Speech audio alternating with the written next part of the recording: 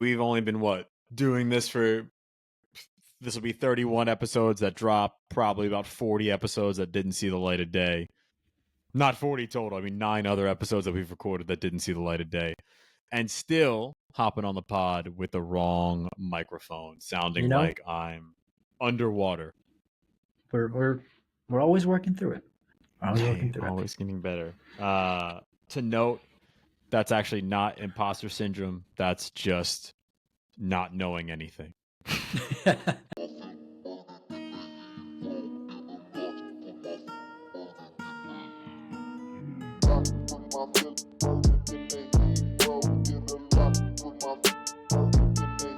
ET, what's good, man? What are we getting into today? We're getting into one of my favorite thought-provoking conversations that I love to talk to anybody about, but who better to talk about it than with you? And right before the show, we were talking about our boy Hubie, so I was like, wait, perfect time to talk about imposter syndrome, bro. Let's run it. Let's run that. Yeah, so giving our thoughts and our experiences working through imposter syndrome, helping coaches dealing with imposter syndrome. And one thing I wanted to call up top, talk about this before the show, but we are far from experts on this topic. We are not psychologists in any way or behavioral psychologists. We are not cognitive behavioral therapists. But really, we thought it'd be valuable to talk through some of the definitions of what imposter syndrome actually is, what it feels like, why it may or may not be unique to our industry of human performance, but really spending the meat of this conversation just talking about our experiences, things that helped, things that didn't help, trying to get as vulnerable as possible. Hopefully that this will add some value, something that y'all out there listening can relate to. It's a lot to unpack. Let's unpack it. You might get your 3-hour show, JT. Whew. Just Been kidding. waiting. I got a bedtime. So I guess let's start off with the old Merriam-Webster dictionary definition of imposter syndrome. Exciting stuff.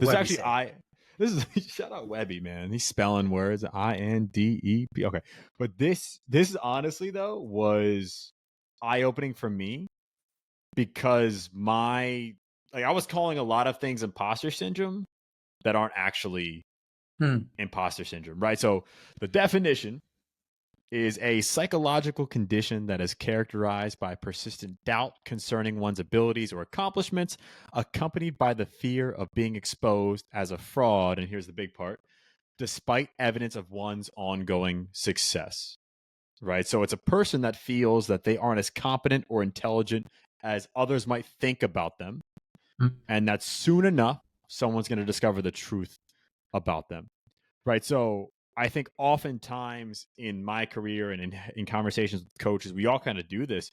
But if you have zero experience in an area, that's not imposter syndrome. That's just you're new. So the feelings are a little bit different. Like, yes, you both might still experience anxiety. Like, yes, you both might still experience the need to overwork and like work yourself to death. But the solutions to someone who's experiencing imposter syndrome and someone who's just brand new they might be different. So I think it's important to probably draw that kind of clear line in the sand. And it made even me thinking about my experiences that I wanted to share here on the show, like, easier to kind of delineate. All right, like this time, I didn't know what the hell. It was not imposter syndrome. I didn't know what the hell I was doing. Sure. And that's okay. Yeah. Like, that's going to happen as well. Yeah. Well, can you define, I think it's worth noting or taking time to define the word imposter first. Oh, fraudulent. someone who was fraudulent. You ever seen The Master of Disguise? Is that a movie? You ever seen? It's a bad movie. The Mask. You ever seen The Mask? Someone who's fraudulent. I think it's worth noting that, like, it's literally in the word. Yeah. Right. It's like me in the meeting of a boardroom with bank investors trying to talk about bank investments. Like I'm an imposter because I don't belong there. I literally don't have any experience in what they're about to talk about. So I think just understanding that part of the spectrum and seeing that and understanding like what the word imposter actually means, it helps me understand like, okay, Yeah. what I'm feeling a certain way. Let's start to unpack that a little bit more, right? Yeah. And there's obviously it goes deeper than that. There's layers to it. There's like 5 Mm-hmm. different types. There's probably other critiques of that. Like I don't want to try to peel back all the research, but not that I know a lot of it, right? But it's interesting. It goes deeper than I would have thought, and I should have assumed that it would have went deeper because the human mind is an insane and complex place. But Mm-hmm. there was one thing that like one prompt that I found super interesting that I thought potentially is helpful. Like, so they said just asking yourself if you say this, right? Like, so if you're in a position and you're thinking to yourself, if I was really intelligent, capable, or competent, I would already know the answers. I would have not messed up. I would have, fill in the blank. Like, if you're saying that to yourself, then there's a chance that it might be imposter syndrome, right? If you're in a position that's not brand new to you, where you're judging your abilities or judging your capabilities, your intelligence, then that's looking in line like imposter syndrome. Give me an example. So like thinking about, you're working, one of my examples that I'm definitely gonna unpack a little bit in a second here, but like, been a coach for a long time, now coaching a different type of athletes, but still athletes, and thinking like, man, if I really deserve to be here, I wouldn't have to think this hard. Right. Or if I really deserve to be here, this wouldn't be hard for me at all. If Mm, I really deserve to be here, then I wouldn't feel like I feel right now. I see. Like I don't know what I'm doing, right? I would have the answers already. Mm. So it sounds like there's an expectation of whoever this person that you are or you're trying to become, that their skill sets would not have those feelings, because if those skill sets were there, then the expectations would be met, right? Exactly. And Mm. it's all unrealistic. Sure. Right? It's 100% all an unrealistic comparison. But quickly before we get into some of our experiences, did you or do you think or would you think that this uniquely impacts the human performance, strength and conditioning, fitness industry, like professionals in our industry? No, I think it's an easy answer. Where I've read a lot of articles where the imposter syndrome topic in itself is stemmed or the conversation, if you look online, it can literally Mm. be applicable to any industry, Yeah. ever. So I think it's just a human way of thinking, Yeah. which I'm sure there's some historical context there, but it's not any different from any other industry. Yeah. And that's like, I kind of stupidly thought that, maybe the human performance industry is unique. It's not. It's just kind of newer, but it's not unique in any way, shape, or form. I was super surprised to see figures like between like 70 and 85% of people experiencing it, depending on what population was surveyed in the research. But I thought that was really interesting that like that Yeah. large of amount. And granted, it exists on a sliding scale of how much you're experiencing it, and it could Mm-hmm. affect you positively, it could affect you negatively. But I thought that was interesting. One thing, thinking of like looking at our industry, being predominantly white and male for a large majority or a large period of time, and now that's rapidly changing. You know, typically, or the original research was in Black women, right, in business who were Mm. successful. So it seems to impact underserved populations in a group more so than the majority populations in a group. So that could Mm. potentially be a reason why, some coaches in our industry are experiencing it more so, Mm. or experiencing it to a high degree for sure. But I was trying to think through like maybe the fact that our, human performance in and of itself is inherently complex and hard to nail down. There's no one clear best solution a lot of times. Like maybe that could potentially lead to more feelings of imposter syndrome. I don't know. What do you think? It's hard to say more if we were comparing to other industries because I Yeah. don't know any other industries. Yeah. But from my initial thought when um, I was reading about this as well was I feel in our industry, at least in the beginning, like a lot of us have moved up the rankings for other Mm, reasons outside of our skill sets. You know how they always okay. say it's who you know, not what you know. And I Yeah. think early on, that's what that relationships matter, obviously, and I think we move up into the certain positions like leadership or leadership type of positions within our industry. And if you move up for the reasons that are not to the expected skill set of whatever that position is, then Mm, you'll have that imposter syndrome, right? Like yeah. there's reasons of why people go up in statuses in a lot of corporations, and if the reasons aren't aligned of the actual reason of why those positions exist, you will get imposter syndrome.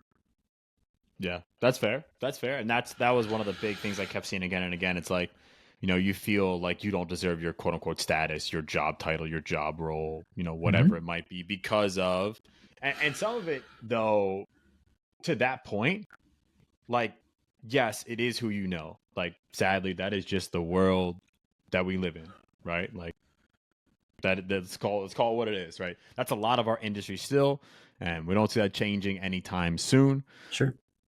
But that's also a way to kind of explain away your expertise and your skill set, right? Like, Explain away. so let's just dive right into experience, right? So I'm thinking about one of the first major times for me where I started feeling imposter syndrome was when the first time that I had the opportunity to work with pro athletes. Mm. And I've been coaching for 5-6 years, a ton of general population, a ton of youth and high school athletes. And I got the role because I had a great relationship with a previous manager who had a great relationship with the director of that region, who knew they were hiring, knew I was in that region, had just moved there, and was like, I think Phil would be great. And I knew them as well. So it's all made through people that I knew, and they're the ones who got me an interview and ultimately helped me land that job. Like they were in Mm-hmm. my corner helping me land that job. So then, week 2, week 3, when I'm just like, hey, we need you to coach now. Yeah. Like we need your full-time coaching right now. You're getting thrown into it. And I'm working with a small group of pros by myself. It's so easy in that moment to say, you know what, I don't like really feel like a fraud, right? Like I don't deserve to be here. I'm only here because of who I know, right? I'm not here because of what I know and what I'm capable of, right? And that's 1000% what I was experiencing. And even though, yes, I'm in a new environment, right? Yes, I'm working with athletes that I had never worked before, at least as far as like the level of what they're capable of it goes. But it's not like I wasn't prepared to be in that environment from a knowledge and a coaching ability standpoint. Right. Mm. So I could still coach the hell out of a program. I could still connect with people extremely well. And I wasn't even programming the workouts at that time. Another coach was programming workouts at that time. So I'm just connecting with the athletes, delivering the program, and then modifying the program based on how they're showing up. So I think from an experience level and an expertise level, like clearly in line with what I was capable of. But Sure. because of how I got there, and just because of the pressure I was putting on myself, Mm. that's when the imposter syndrome really started to kind of set Yeah. in. and feel like, yeah, I shouldn't be here. Like one day, at some point, someone's gonna come in here and fire me because I don't deserve to be here right now. That's interesting. So you had the skill set, you had the confidence and like knowing how to coach a program, but you still felt the feelings of imposter syndrome because Hmm. of how you got into that position in the first place, right? Is that what you're? That's definitely part of it. That Mhm. it definitely made it easier to explain away getting the job. The other side of that was then my background compared to everyone else's background, right? So everyone else is Mhm. coming from, either an internship at Right. a high level private sector facility or a professional facility with the team, Mhm. uh, D2 college, D1 college, all this stuff, right? So everyone's coming with that background, and I'm coming with like a high school football strength coach, personal trainer, group fitness, CrossFit, all that stuff background. Yeah, I had been doing strength and conditioning like for athletes for a long time. It was just I was the one with like the big CrossFit background and the big weightlifting background and the big adult background. And everyone was like, who the hell is this guy? Mhm. Like, he wasn't in the college weight room like everybody else. So he Sure. doesn't get it. So some of that was like, them, lovingly bringing me on and messing with me and things like that. And it was all in good fun for them, but it was starting to get to my head. So you Sure. start comparing yourself to other coaches, right? You start thinking like, you know, damn, like, and to be fair, to give the staff their credit, where I was at North Carolina, like one of the best staffs I've ever been a part of, will ever be a part of. I mean, top to bottom, would coach with all of them again any single day of the week. But so that made it tough, right? I was like, Mhm. yeah, I'm not them, and I was trying to be them. Mm. Right, you fall into this trap of like, damn, I gotta be just like them. I gotta change my personality to talk like them and give cues like them and choose these movements. And Yeah. it wasn't until I was like, you know what? I was coaching a CrossFit class. I was still coaching CrossFit part time, and one morning I'm coaching a CrossFit class, and like this feels so good. Hmm. Like I do it, and you know when you're in your bag and you're like, I'm good at this. Like Mhm. I'm good at doing this. Mhm. Why? Why can't I feel this way with the pro athletes? Yeah. Right? Like, what's different? So some of it was like, I'm just gonna like lean into what makes me different. And like some of that's my personality, some of that's my communication style. Like I'm just gonna lean into what makes me different. And I'm also, let me just lead with what I know. Like, what are movements that I know that I can coach the shit out of? Like, let me just lean in there. Hmm. Right. And really, so like not making wholesale changes to the program, but like I can coach the hell out of a clean, and I don't need to coach it like anybody else. Right? I can coach the hell out of Mhm. most movements in the weight room. I don't need to try to be like someone else. Let me just coach it how I know. Hmm. Right? And lean into that, lean into my expertise. And then there was when I really started to be like, all right, you know what? Maybe I do, maybe I am okay. Right? Maybe I do deserve to be here. And then slowly over time, those feelings started to kind of break away, right? That feeling of being an imposter working with that group. So what was the difference? I think the biggest difference was the fact that I was trying to be or do something that wasn't me or how I coached, right? Like trying to either deliver a program like someone who wasn't me, trying to build the session to a certain Mhm. extent, or take them through the warm up like someone who Right. wasn't like me. Shoot, even like music selection, like I was being really weird. Like I was Mhm. literally trying Yeah. to fully emulate someone else, when that just wasn't the Sure. solution. Like that's not what was going to get me, feeling comfortable and confident with this new group. It was, Yeah. no, like, be yourself, lean into that, lean into your background. Like, if I can, I've had experience progressing and regressing movements up and down the chain, working in large groups of humans. Like, Mhm. don't second guess that. lean into that, because you Mm-hmm. might know some things that the other coaches don't. And that was true, right? You Yeah. might know some cues and modifications that the other coaches don't.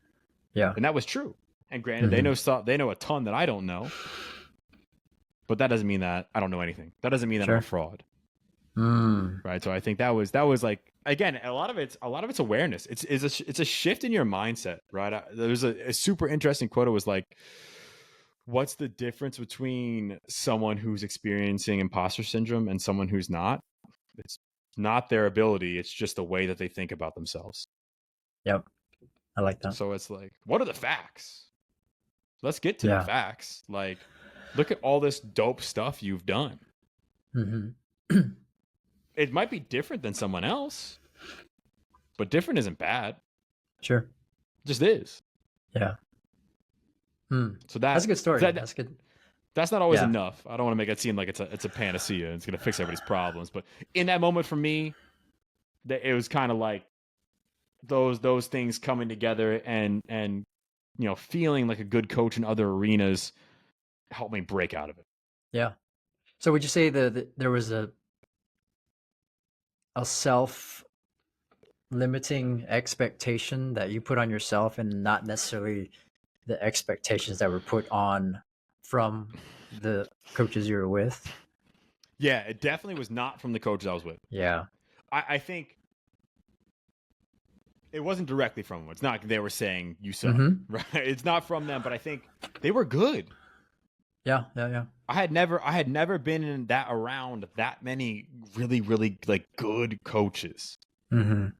who care and are brilliant and can coach the shit out of a lot of different things. And it was just like, and their backgrounds were like crazy, super polished, again, pro, D1 college, great internships, all Yeah. this stuff.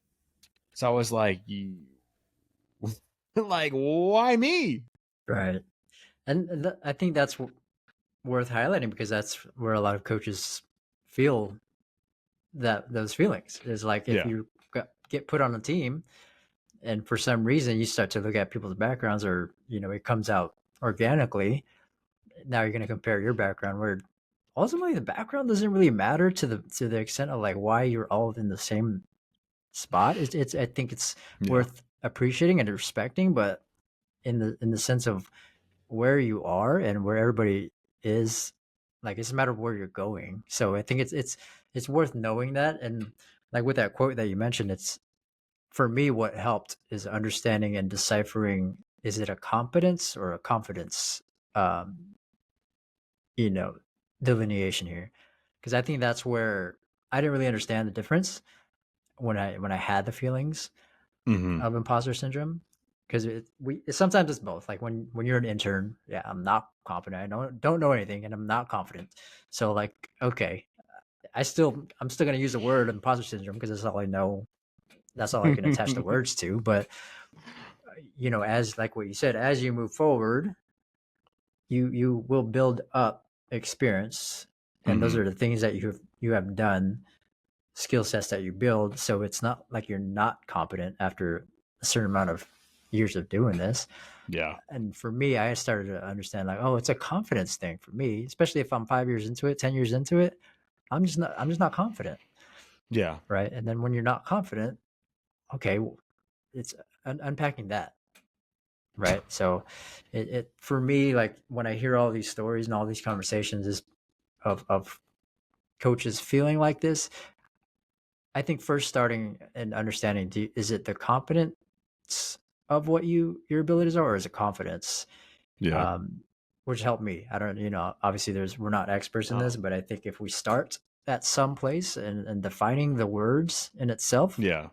hopefully we can find a way to at least understand the thing. I don't know. Personally, like the word itself is like syndrome, imposter syndrome. It's not like I have a disease. Like, let's stop using that word for one thing. So it's funny. That's why I was just reading a paper from 2023 called a phenomenon. That's better. Imposter phenomenon. Because it's not. As I understand it, again, not an expert, but like people aren't getting clinically diagnosed with imposter syndrome, right? It's just something that people experience. Sure. And it's something that a lot of people experience. Right. And I don't know, I don't have research to back it, but I'd imagine a lot of other syndromes that are out there. It easily attaches to your identity, or there's Yeah. more, you're more prevalent to do that. And I think we start to attach our identity to this imposter syndrome, and that's, for me, I started to attach it to where it's like, oh, I'm just being humble. I don't belong here. What am I doing here? Humility is, I think there's another conversation within that. Yeah. Um, so I think it's understanding the words that they're using and actually defining them, and like, are we actually frauds? Are you actually incompetent, not confident? So Yeah. yeah, for me, like, this has been top of mind, like I said. So this is really good to That's hear other stories. that's such a good point. You should. Why don't you just say that? Take that from me up top. Is a confidence? Is a competence? Got me out here reading all types of definitions. But the thing you say about humility, because there's got to be a fine line with humility, right? And I'm a big believer in talking your shit and like talking about how dope you are, Mhm. right? And it made me think about, we do an exercise that I absolutely love. A big reflection exercise at one of the courses that I teach that JT's at with me, and it's called We You Me. So at the end of the day, we got participants who call out something. The we is something the group did well. The you is something that you think someone else did well, and the me is something that you think that you did well. And you know, invariably we get a ton of we's, we get a ton of you's, and then all right, let me hear a me, and everyone's like looking away. Mhm. And some of it might be that imposter syndrome, like, man, everyone else is crushing it, and I don't know anything, yada yada yada. And I think like that, even that mentality to a certain extent, like the over humble mentality, I think can be a little bit detrimental at times. Yeah. Like just like Yeah. every now and again, like once a week, take a second Mhm. and just be like, yo, I'm dope. I'm Yeah. mad good at what I do. Let's just take a brief moment to just have that with yourself, or have that with a friend, someone to gas you up, Yeah. who's And you going to tell build the truth. confidence, right? Build confidence. There's no confidence. That's really why, right? So let's get your confidence to match your competence. Mhm. Yeah, yeah. I remember I should have looked this up, but this quote just came back to me, or not this quote, but the story. Um, it was like during a virtual workshop I was listening to. If you remember, call it out. But they were defining humility as something I've never heard of before, where they used the example of Steph Curry and his ability to shoot threes is one of, if not the best in the NBA, and they gave the example of, if Steph Curry were to be humble and be like, nah, I'm all right, I'm gonna sit this out, and I'm gonna let everybody else shoot. Yeah. you know yes, he might, in some worlds, you might see that as being humble, but it's Yeah. actually detrimental to the team because he's not using his abilities to its fullest. So I think it's understanding what your skill sets are and how it Yeah. actually helps the team and bring it to the table. Yeah. Being confident about those skill sets and knowing, like, hey, these are things that I can do really well. Hmm. Let me find a way to express that, either to myself, to the team, in a way where it'll help. You don't have to brag, I'm like, nah, you can't shoot threes. That only I can do. Like, there's ways to Yeah. do Yeah. it, For but sure. For sure. yeah, I think the word humility here is really important to distinguish of how we're showing up, in that Yeah. sense. And that's like, right in line with how this, quote unquote humility, and it's not real humility, right? It's like that. Oh, I'm just being humble. Mm-hmm. I'm just humble. I'm just humble. I'm just being humble. How that can drive imposter syndrome, because one of the textbook kind of self-sabotage things that someone who's experiencing imposter syndrome might do is not speaking up, not finishing projects, not asking questions out of fear of looking dumb, Yeah. right? Not even starting a project, right? Or being Yeah. open to a challenge because they're afraid of failure, Mm-hmm. right? And that could be just like, hey, you know what? Everyone else in the team is better than me. They got it. They got it. Yeah. When that simply isn't the case. So again, like sort of how like how you get a job, you can explain away your success. In this case, being humble can explain away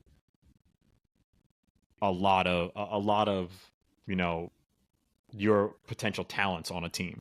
Yeah. And why you're not using them. My hot take of the Oh, day. give it to me. I haven't been on Threads in a while, but my new hot take. I'm gonna thread it up after this. Is the word, I don't even know how to frame it, but like how people always use "fake it till you make it." That's probably the worst thing you can actually continue to say and actually believe in your career moving forward, because it's fun. It's funny faking it till you make it. Like I used to say it all the time too, but like if you're actually faking it till you make it, then you're gonna be an imposter for a long time. Why would you fake it? So I think just removing that from your vocabulary for one. I don't know. I think it would just do more good than bad. More bad than good? No, just don't use it. Like, why Oh, would you fake it till you make it? taking it out. Yeah. I You feel know what I that. mean? So, Gosh, got the needles hot. You're ready to thread right now. threading, bro. But I think that's part of what drives imposter syndrome, right? Yeah, I'm faking it until I make it. And then when I make it, now you're an imposter because you faked I think it's it. twofold. It's twofold, right? Like, again, if you are not competent, not saying that's not a bad thing, that's a necessary thing. Like, you're going to be put in a position where you're not competent, but guess what? That's the best time for you to learn and grow. Yep. 1,000%. If you can be vulnerable and open to it. Mm-hmm. If you're faking it till you make it there, yeah, not the one. Probably not the way. But if you're, I think about it like when I first joined the education team at Exos, and it was like, I know my stuff.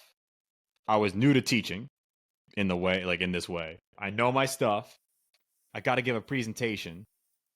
I'm going to pretend like I'm confident here. Inside, I'm going to have a heart attack. Like, inside, I'm literally having an anxiety attack. I think you're confident though of the material. You're just nervous. Wouldn't that be fair to say? That's fair. That's probably fair. Like the material. You Yeah. go home, you present to a wall, you can probably do it. So people in front of there wouldn't make a difference. So I think That's probably fair to say. Yeah, like and that's where we start to, have a little misunderstanding or a gray area of like, ooh, maybe like if I'm up there going to teach and like I've taught this stuff for years and like for some reason I feel nervous and now I think I'm an imposter. Well, I'm not, but I think those feelings are really hard to distinguish at the time. I feel that. Okay. Don't fake it till you make it. You got to come up with a catchy saying, though. You got to replace that with another catchy saying. No, that's not good. That's not it. We're gonna workshop that. Actually, how about this? Be real while you make it, because when I, all this stuff that we're talking about, it has to do with being authentic, being your identity, the skill sets that you have or you don't have. Who are you trying to be? Whatever position you're trying to get to, and if you were in that position, why would you can't let the external, what's the word I'm looking for? The people around you, just tell you that you're not competent when you are. Like if you've done things, you can't take that away. You've done it. Yeah. So you have experience. And again, they got that not catchy enough. Just simply not. It doesn't rhyme. It's not catchy enough. You'll find it. I'm confident. You'll find it. I'll get the flow. I see what you're saying. I'm with it 100%. And that goes back to for me, like when I broke out of when I first started working pro athletes and breaking out of that feeling of imposter syndrome, it was, what are the facts? Like, what? Like let's look at the resume. Let's look at. It doesn't have to be the same as somebody else's. But what are the facts that show what you actually bring to the table? And if you can't objectively call it out, because you're like, oh, well, this area I didn't really do that much, and here, it wasn't really that impressive. Like, get a friend, get a colleague to work through them with you, like someone you Mm-hmm. trust to work through them objectively with you. And like, let's like take stock of like, where did I start and how did I get here? And oh yeah, like I learned a ton here. I learned a ton here. I learned a ton. Like you're gaining skill, you're gaining ability, you're gaining competence over time. And we just need to bring, like you said earlier, we just need to bring that confidence level up. Yeah. That's Yeah. the disconnect.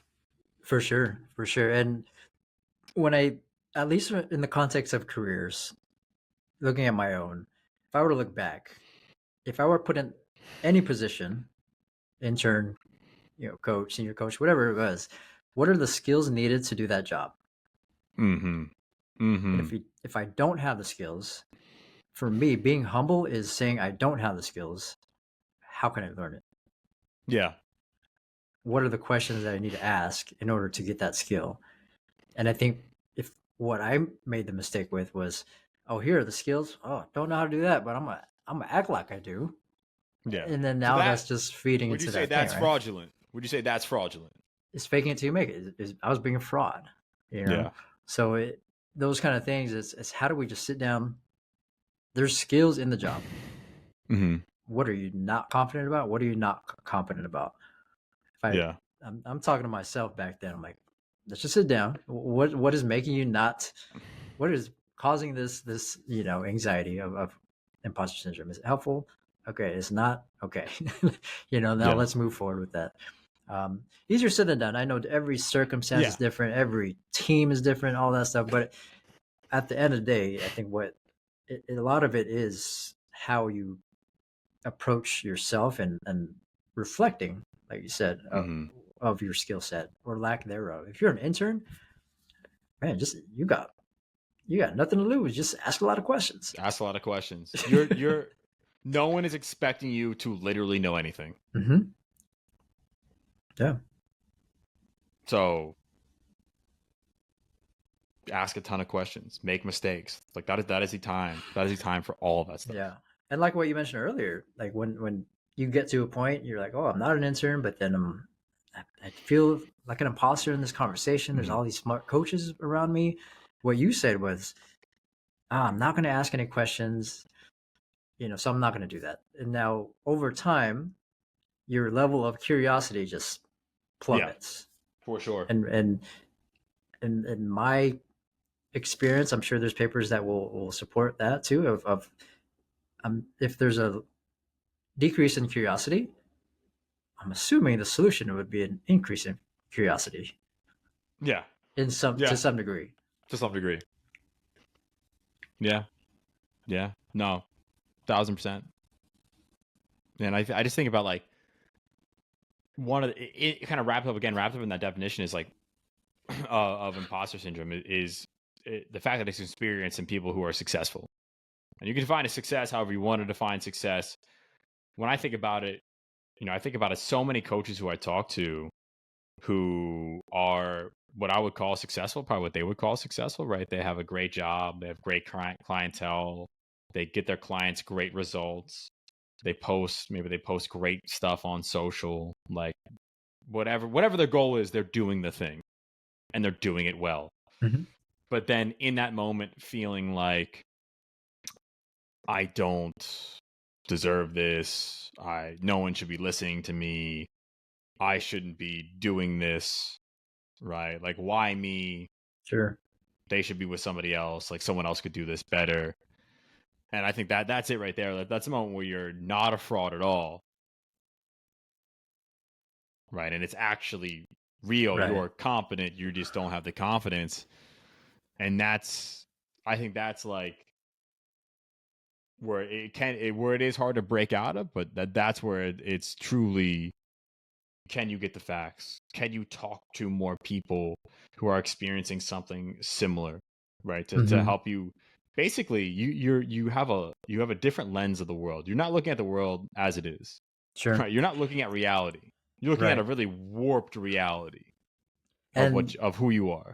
And since this is the first part series of talking outside of our lane, it's worth noting, like if that's your mindset in every other aspect of your life too. I think it's worth speaking to somebody like Yeah, professional about for this, sure, for sure. because it's deeper than that. Like the things that we're saying right now, like if you feel like this about work, you know, community outside of things, then Yeah, there's other conversations you probably need yeah, to have. But if for it's like, sure. not that deep, maybe, I don't know, not that deep. There's just within coaching, kind of in 2 years into it, maybe 3 years, 4 years, and you're feeling all these things. Might Yeah. be worth having these thoughts, these questions, these reflective stories. Like similar to Phil's, to see if it matches. How else can you approach it? Is it helpful? Is it Hmm. not? And start to unpack it. Start to Yeah. unpack it. Yeah, I mean, at any level, I think it's probably best to have the conversation, like speak up about it, unpack it, name it, right? Because like most things psychologically, it at least in like a little bit of research, looked like, unsurprisingly, it could negatively impact your mental and physical well-being in the Mm-hmm. long term, Yeah. right? Whether it's driving towards depression, whether it's driving towards, you know, a breakdown in your physical health to some regard because of raised stress levels, right? Whether it's changing Yeah. in your blood pressure, whether it's changing in your heart rate and resting heart rate, like Right. whatever changes there might be, not great because of something that you're experiencing emotionally. So I think at every stage, have the conversation, whether it's with a colleague, if you don't Yeah. have anybody, hit us, right? Like, because I think having the conversation helps all parties, and it's not a venting conversation. It's naming what we're experiencing and then trying to, you know, work through it. Let's define our success. Yeah. Let's reframe all of this. Let's Mm-hmm. reframe our success. Let's reframe our failures, Yeah. right? So we can Yeah. look at the world with a more realistic lens. Yeah. Which is easier said than done. Easier said than In done. in in in any scenario. I remember actually there was a paper of this subject. Look back on the post. Mm. Check it out again. I think a lot of companies and corporations have been looking at this for a while now, and they're starting to reframe it of like using it Yeah. as your tool, like turning Yeah. it into a positive spin, which is great. And my thought with that reframe of, hey, if you have imposter syndrome, let's use it and get better, which is like what we're trying to do. Like Yeah. if you Yeah. have Yeah. it, it's not like we're trying to cure it, whatever that means, but it's like, Mm-hmm. what is it, and can you get better? Yeah. That's the goal. Can you Yeah. push performance of this? Yeah. And for me, it's curiosity. Like that just comes to Mm-hmm. mind in a lot of conversations. Is how curious are you? I would imagine if you are an imposter or you have this feeling of imposter syndrome, you have a certain sense of curiosity that you either sparked or just like you don't want to spark of like, Mm-hmm. now let's dig into that, because if you feel like there's others around you that are levels above, okay, Yeah. what are the questions now that you need to ask to get to that level above? What are the skills that you need Yeah. to get? And you know confidence or competence, let's start with there. So there's a lot of things to unpack within that. Everybody's different, everybody has different circumstances, but yeah, you gave a lot of great um just frame of thought and historical context too. I'm like, wow, I didn't know that's where it started. And There's some you know interesting. It's a super interesting topic, but 100%. to get super meta for a second here. Starting this show, did you feel like an imposter? The And would podcast. you say, well, yeah, would you say you were an imposter?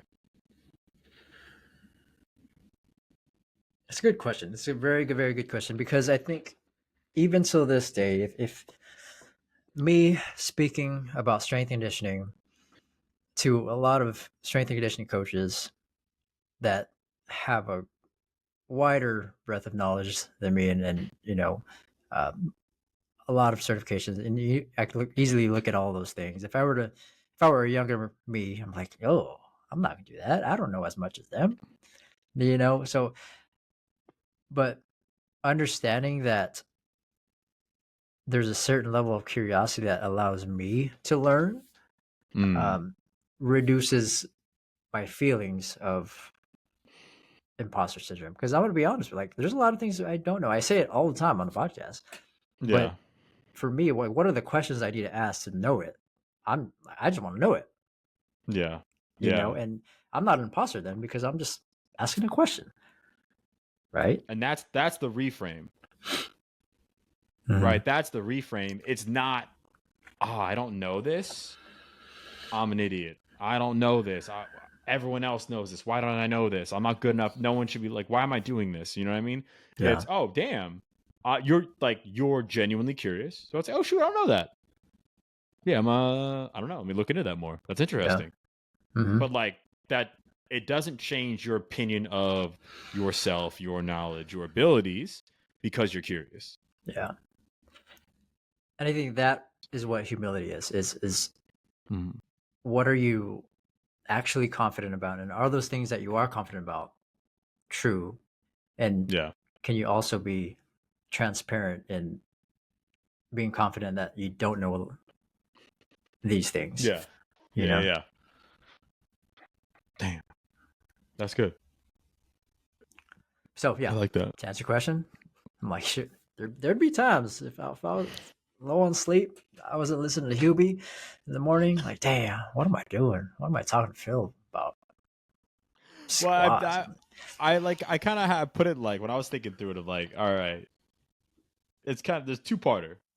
I Hmm. think for knowledge and the value that we bring to listeners, I think initially I felt like a total imposter when I wasn't, right? So like, and honestly, the listeners broke me out of that quick. Wait, what do you mean? So like when we first started the show, what feels like a lifetime ago, when we first started the show 30, 31 episodes ago, I was like, damn, like, why would people listen to this? Like, should we be doing this? Yeah. Like, what am I even saying? I sound like an idiot. Like, I can't provide enough value that like the people are going to want to listen to. They're not going to get better from listening to me and you talk. So a lot of it was like centered on myself, like not being enough. But then very quickly, we're lucky, got a really dope listener base and people who tap into the show a lot and who are vocal and give great feedback. And yeah, Mm-hmm. they say like, hey, there are some things to change, but they say like, dude, you said this and it really helped. Mm-hmm. And like one message, like even one message like that was like, Yeah. okay, you know what? If we can make a positive impact on one person, then shoot, who's to say we can't make a positive impact on 100 people, 1,000 people, like whatever. So I think early on, those messages, and they happen fast. Mm-hmm. Mm-hmm. Like they happen really fast, which is super cool. So I mean, shout out everyone who taps in every week. Shout out everyone who hits us in the DM and says nice things that change, whatever. Just engaging like that was super helpful as far as like my feelings of my own competence goes, right? Feelings of my own knowledge goes. And also, quite frankly, listen to a lot of really bad strength and conditioning podcasts in the lead up. So it was like, all right, we're not that bad. we're all right. We're all right. I'm just keeping it a buck. We're okay. I will say though, on the other side, everything related to a podcast. So like the technology, how the interviews go, how the conversation flows, we're frauds. we are just absolute frauds trying to make it work. But I think it's like we're I wouldn't, and we're not frauds. We're just not good yet. You know what I mean? Like we Yeah. just don't know We what know we're where we doing yet. are. I think that's the thing. Yeah, We yeah. know We're where we not are. frauds. If Yeah. you ask us, we'll tell you we suck because we don't know Yeah. what we're doing yet. We'd be imposters if I say, yeah, we're on Hubie's level. Like, no. Yeah, no, we There's a don't know what we're different. doing yet. Yeah, yeah. And on the other side of that thing too, because I've had conversations with coaches. They're like, man, I wouldn't want to do that. Like to talk and be teach people about strength and conditioning, and Yeah. knowing that they have years of experience. Mm-hmm. For me, I went into it. So I hope people think I'm dumb. Like people that don't know me, I hope you think I'm like incompetent.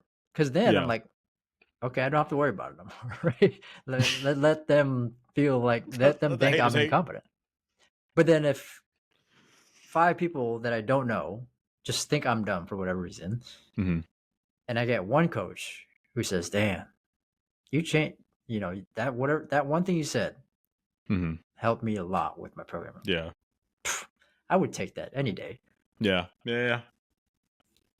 No, for sure. And that, I mean, that kind of, in those moments, it helps match your confidence to your competence level. And I'm sure there's a world where you can get in an echo chamber where everyone's just gassing you up. Yeah, And now your confidence has well exceeded your competence. don't want that. That's not our world. But like, I think like, especially early on when you're putting yourself out there and you're, starting something new, those little words of encouragement are like so powerful. And I think that's why it's so helpful to talk about Yeah, any feelings of imposter syndrome or any feelings of being a fraud to people around you, like to other for coaches sure. around you, like knowing that there's 1000% a point in time in their career where they probably experience either the same thing or something very similar. Mm-hmm. Yeah, Right. And they'll be able to either help you talk through it or, help you see the reality of the situation. Right. Help explain, like, no, like you are actually dope. Like you are good at what you do. yeah. And not to gas you up, just to get you up. Like, here are the skill sets of that you Yeah. actually Yeah. excel No, in, and it's you've reality. literally done it. Right. I Yes. think there's people who just gas you up just to gas you up, which, I'll take it. But like, let Don't me take let me gas get up. people Take some free who gas. have told me, here are the skills that you have, and here's the evidence that you have because you've done Yeah. it with the skills. Now that reaffirms, like, oh yeah, I am pretty good at teaching people how to squat, or solving problems in that sense. So Yeah. Listen, man, gas is expensive. How expensive gas in the Bay right now? I don't know, man. I got a Tessie, so I'm getting Oh, you're deflecting. Okay, I'm never getting mind. You know some. what? Just forget it. Just forget it. No, I we're can't gonna. ex- I I was gonna can't do afford it. it. That's why I'm like, man, if Yeah. I keep paying gas, I need this podcast. I'm gonna be asking for things in podcasts. I'm like, yo, sponsors, Listeners, you can just donate $1 so JT can get some gas. please don't gas me up. Just give me gas. Can you donate some gas to JT? He's feeling down today. Just donate some gas. Show the boy some love. Oh my He gosh. needs a little free gas. Gas is expensive out here. Just give us a little donation for JT. Needs a little love today. Let's land this gas filled plane. Oh my goodness. A little jet fuel. Anything left on the bone that you want to Too call many, out too many things. I think coming it's a to matter mind? of, for me, this topic we could talk hours about. The goal is to always get better. Can you improve as a Mm, coach? Different ways to think about it. Is the imposter syndrome that you have helpful, or is it not? yeah. If it's not, how do we make it helpful? And can you Hmm. just unpack whatever feelings and thoughts you have of imposter syndrome, using our stories, our references, to give yourself some answers to Yeah. get better? Yeah. Yeah. Again, hopefully us being open. I feel like we're always pretty open and vulnerable on the show. Like we don't back down from ever talking about things that we experience and wins, losses, all the above, and hopefully, this is inspired you to do the same. Right, be vocal, talk to somebody, talk to colleagues, and kind of name your feelings of imposter syndrome. But I love the delineation between confidence and competence, right? Like, where's the issue lie? And if it's truly, you're feeling like a fraud, but you're not, well, how can we reframe our Mm-hmm. wins? How can we reframe our losses? Right, like you said, to help us. And then if you are, and you're going to be in a situation where you're out of your depth, and that's okay, right? So how can we not freeze in that moment, but how can we use that as an opportunity to stretch, to grow, to get better, right? Because those are the times where you can really accelerate your abilities as a coach. When you're thrown into a situation, you're like, oh man, like, I am not prepared for this. If you actually put in the work to get competent, I mean, that's when you really actually start to learn and grow as a coach. So Yeah. But that only comes from, again, delineating where's the actual issue lie. Mm-hmm. Is this a skill issue or is this a belief issue? Let's end that part 1 of this series because I want to take this 2 more hours. Yeah. I'm not going to let you. I But know. we definitely will talk about this again. No, for real, seriously, for those listening, please share your stories of imposter syndrome with us. We'd love to hear, things that you've dealt, things that you've been through, how you've broken out of it, how you've reframed your situations, how you've reframed your success. Again, talking about it, putting it out in the open is only going to help all the other coaches in our industry who are dealing with the same feelings. So it's only going to help. It might be a little anxiety inducing, it might be a little stressful to be that vulnerable at first, but knowing that if it could help only one person who's feeling something similar to what you were feeling, that's 1000% a win. So, Well said. So, JT, where can people find you? On Threads and on IG, Coach JT.mp3. That boy needles out because he threatened. You can find me on IG at Nashville. You can find the show on IG, YouTube, and Threads at Pushin Performance with no G. As always, if you're rocking with the show, please give your boys a 5-star rating. Leave us a little review. I've noticed the ratings have been popping. Okay. We got a bunch of we have the 5-star ratings popping. Where are the reviews at? Please. Let me get a them. review in there. Let me get a review in there. I'll take the ratings. Thank you. We'll Appreciate get the reviews. Let the boys get a little review. Let the boys get a little review. Or just a little something. But shoot. That's all we got for today. Hope you enjoyed this week's episode. We'll catch y'all next week. All right. Appreciate y'all.